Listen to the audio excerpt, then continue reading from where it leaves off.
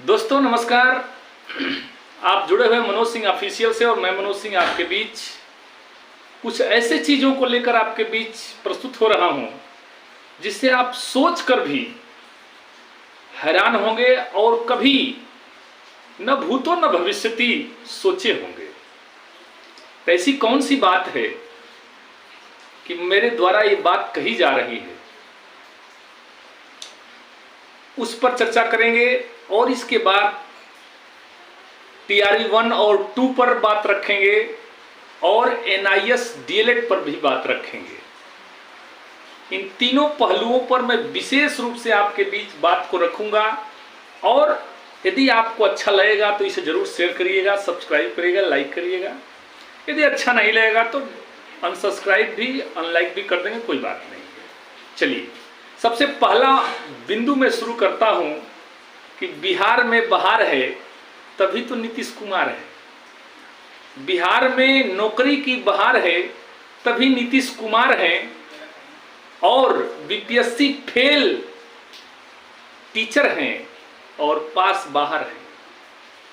क्या सरकार है, ये बड़ी समझने की बात है।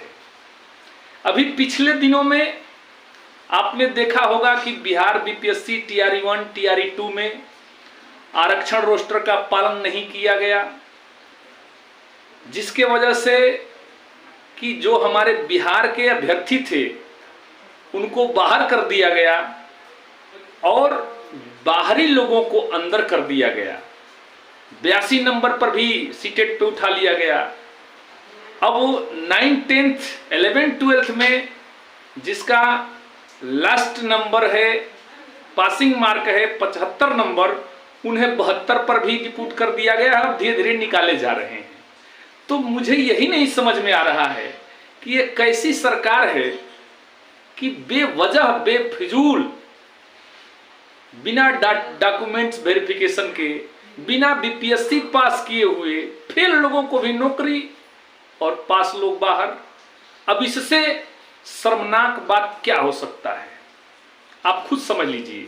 अब आपको ऐसा लगता होगा कि सर ऐसी कौन सी बात हो गई। आप पूरे प्रदेश में पता लगा लीजिए कि बहुत से ऐसे अभ्यर्थी हैं जो कि बाहरी लोग हैं और सीटेट में 82 नंबर पा करके बीपीएससी पास हो गए, उन्हें नौकरी है, 8 महीना से वेतन उठा रहे हैं। और जब छटनी हो रहा है तो बाहर है। आज तो 287 लोग योगदान में नहीं पहुंचे। ऐसी ऐसी बहुत सी बातें हैं। टीआरई 3 हो, टीआरई 1 हो, टीआरई 2 हो, तमाम ऐसे घटनाएं घट रही हैं हर जिला से। केवल हमारे ही जिला से नहीं, आपके ही जिला से नहीं, बिहार प्रदेश के 3800 जिला से ऐसी ऐसी घटनाएं आ रही हैं और सब लोग बाहर हो रहे हैं। तो जो बाहर हो रहे हैं तो ये तो निश्चित है कि जो बाहर हो रहे हैं तो कहीं ना कहीं पास लोगों का हक मार रहे हैं। यही सरकार है, तभी नीतीश कुमार है। अब आइए बात करते हैं टीआरई 1 और टीआरई 2 पर। टीआरई 1 और टीआरई 2 पर जो नियमावली पर ही केस था कि एक नियमावली में 2500 बार बदलाव किया गया, जबकि ऐसा लीगल पॉइंट नहीं है। और इसी अनलीगल पॉइंट को देखते हुए केस किया गया और सुप्रीम कोर्ट से भी ये फैसला आ ही गया है कि भाई इसको देखा जाए फिर से। केस चल भी रहा है, ये बात हो गई। अब इसके बाद आते हैं हम अपने मुद्दे पर, जो मुख्य मुद्दा है हमारा एनआईओएस डीएलएड। एनआईओएस डीएलएड जो मुख्य मुद्दा है, आप जानते हैं कि ट्रांसफर पिटीशन की डेट है, रिव्यू के भी डेट आने वाली है और उसमें एनआईओएस को भी नोटिस हो गया है, एनसीटीई को भी नोटिस हो गया है, एमएचआरडी को भी नोटिस हो गया है और उसमें सभी लोग वकालतनामा भी दाखिल कर चुके हैं, ऐसा आप जानते हैं। तो उसी में एक बात मैं और बता देना चाहता हूं कि एनसीटीई एमएचआरडी का ही एक अंग है और वो अपनी बात रखेगा। चूंकि उस समय जिस समय 28 तारीख को हम लोग हारे थे, उसमें यही बात रखा गया कि भाई उसने अपना एनसीटी ने अप्रूवल लेटर दिखाया 10 मई 2017 को कि देखिए हमने पटना हाई कोर्ट के आलोक में इसको 2 वर्षीय डिप्लोमा माना है, लेकिन जज साहब ने कहा कि नहीं, इसको हम नहीं मानते हैं। जब तक से यह राजपत्र में शामिल नहीं होगा तब तक से इसे नहीं मानते हैं कि ये 2 वर्षीय डिप्लोमा है। राजपत्र दिखाओ, गजट दिखाओ। तो गजट में नहीं छपा था, इसलिए वो खत्म कर दिया गया। जबकि आपके NIS DLED में कहीं भी आप 18 महीने के नहीं हैं।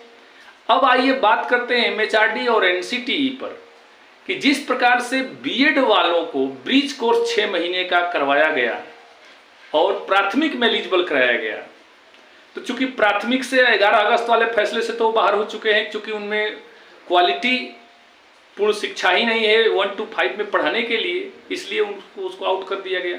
लेकिन NIOS DLED तो 2 वर्षीय डिप्लोमा है, तो ये संभावनाएं बन रहा है कि 6 महीने का ब्रिज कोर्स करवा करके, आप देखिएगा कि मेरी बात सत्य हो रही है कि नहीं हो रही है। 6 महीने का ब्रिज कोर्स करवा करके और इसे जो है एलिमेंट्री एजुकेशन यानी प्राथमिक एजुकेशन में, प्राथमिक शिक्षक भर्ती में इसे 100% मौका मिलने की प्रबल संभावना बन रहा है। ठीक है, और बाकी जो हमारा ट्रांसफर पिटीशन है, रिव्यू पिटीशन है, ये सब तो चल ही रहा है। तो इस तरह से तमाम घोल माठा हुआ और तमाम प्रकार से हम लोग इधर हारे उधर हारे, तब तक बीच में सीटेट का भी मसला घुस गया, उसका फैसला सुरक्षित रख लिया गया। इन सभी बिंदुओं पर आपके बीच बात रखना था। सबसे बड़ी बात ये रखना था कि 6 महीने का ब्रिज कोर्स करवा करके भी हम लोगों को एलिजिबल करने की प्रबल संभावनाएं बन रही है NCT और MHRD के द्वारा। ये गुप्त सूत्रों से जानकारी हमें हासिल हुआ है, यही बात आपके बीच रखना था। इन्हीं सब बातों के साथ मैं अपनी वाणी को विराम करता हूं। जय हिंद, जय भारत, जय भारती संघ।